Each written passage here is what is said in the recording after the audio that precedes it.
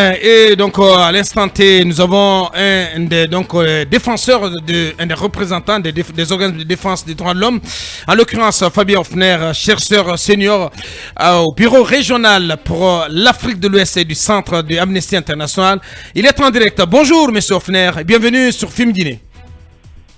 Bonjour, bonjour à vous et à vos collaborateurs, merci. Merci de répondre à notre invitation. Emmanuel Milimono.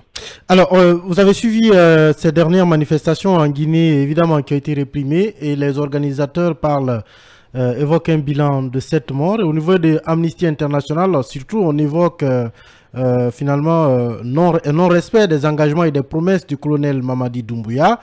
De quel œil regarde aujourd'hui Amnesty International la situation guinéenne sur le plan notamment de ces violences et des violations des droits de l'homme?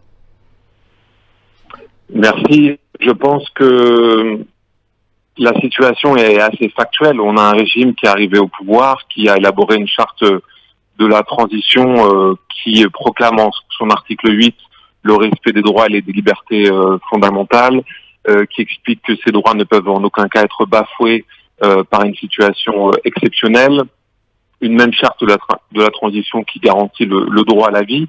Et ce qu'on constate factuellement, c'est que ce n'est pas le cas, en tout cas pour une partie des droits humains. On a une interdiction permanente des rassemblements depuis l'année dernière jusqu'aux périodes électorales. On ne sait pas quand ces périodes électorales vont arriver. Les personnes qui s'opposent à cette situation sont détenues arbitrairement.